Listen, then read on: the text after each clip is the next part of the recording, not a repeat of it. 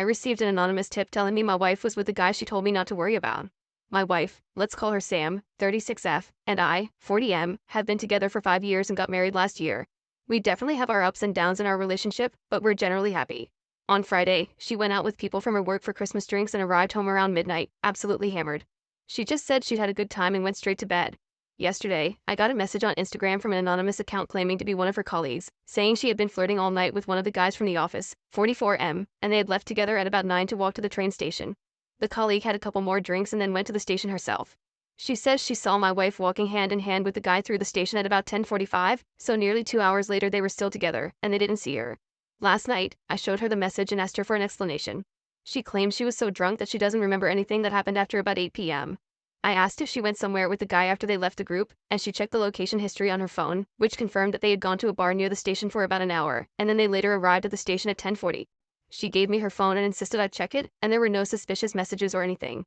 As far as I could tell, she doesn't have the guy's number in her phone, and they're not following each other on Instagram or friends on Facebook.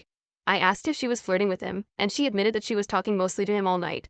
She explained that it's because he's the only person in her office she has anything in common with, and they're just friends. She insisted it wasn't flirting.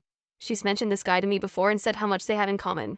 I asked if they were holding hands, and she said she doesn't remember, but she doesn't think so.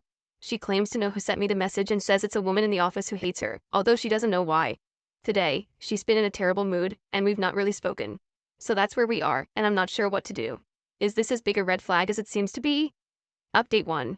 Sam came home from work on Monday and casually said that she had spoken with the coworker, Tom, and he had confirmed that they hadn't held hands. They had just been walking arm in arm because she was drunk and wearing heels.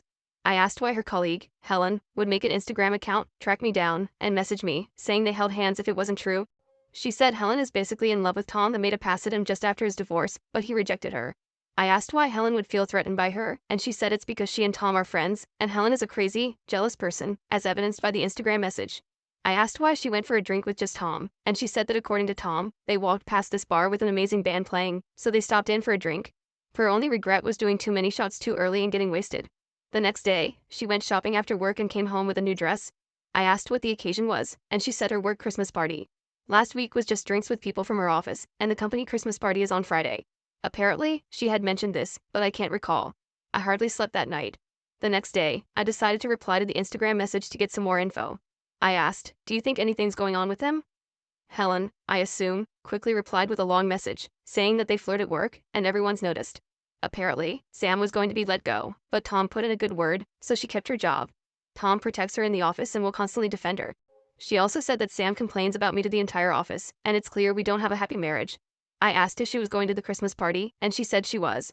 She mentioned that she'd update me if anything happened. Sam finished work early on Friday, so she had time to get ready.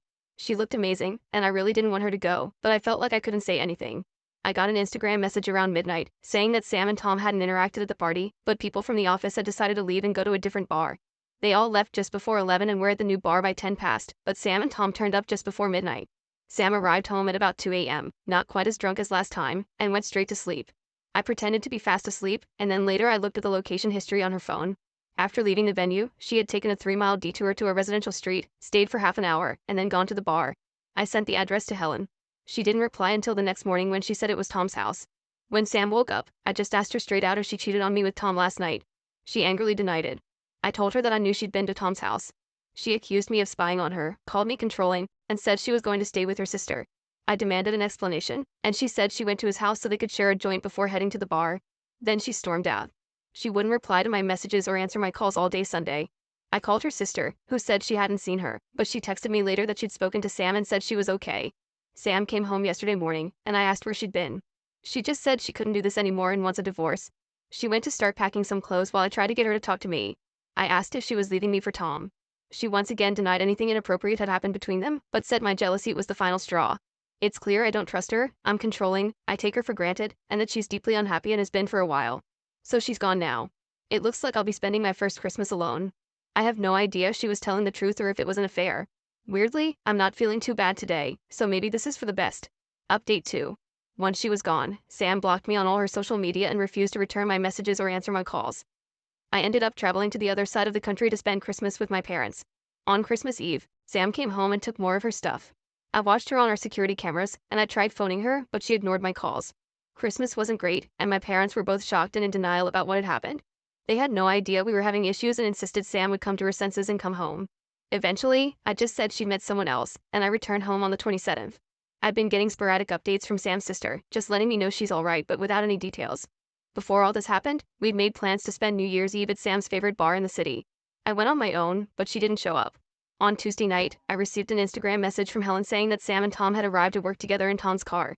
I didn't bother replying. On Wednesday night, she sent another message saying Sam was poisoning the office against her and that Tom was pushing up her management to transfer her to another office or get rid of her. She begged me to do something. I texted Sam and said we needed to talk, but she didn't reply. So the next day, I called her work switchboard, gave a fake name, and got put through. I could tell she wasn't happy to hear my voice, but she agreed to meet up after work at a local pub and talk. I got there early, and she arrived 25 minutes late. She apologized for ignoring my calls and said she still cares about me and wants to end things on good terms. I said, just tell me the truth. She promised that she wasn't having an affair with Tom and they were just friends. She admitted that they talk a lot in the office, but insisted it wasn't an emotional affair. She understands why I was suspicious after the Instagram message, but said I should have accepted her denial and trusted her. She has a lot of male friends, but she felt like she couldn't hang out with them because I'd get jealous. I pointed out that I've never told her not to hang out with anyone, but she said I'd be moody whenever she'd hang out with a guy friend. She feels like we only got married to try to fix a relationship that was already broken. Our conversations have devolved into small talk, and we've drifted apart. I said I'd heard that she and Tom arrived at work together. Sam said she went to Tom's after I accused her of cheating and knew it was over between us. They spent the weekend together and agreed that they'd make a better couple than we did. She needed me to know that nothing happened between them until after she told me she wanted a divorce, and now they were together. She wanted me to hear it from her first before I saw it on social media. Tom was waiting outside for her in the car. All I could do was stand up and walk out. Sam texted me, saying she knew I was upset but not to do anything stupid. I blocked her number. I'm not gonna lie, it was a rough night. The next day, I was just numb and didn't really do much. Over the weekend, I dug out our marriage certificate so I can start divorce proceedings. I've no idea what to say to Helen, so I hadn't replied. I think the plan now is to try and find a new job closer to my hometown. I moved across the country to live with Sam, and I've never really felt settled here. I also don't want to run into her and Tom around town, and luckily, we rent. This will probably be my last update unless something miraculous happens, so thanks for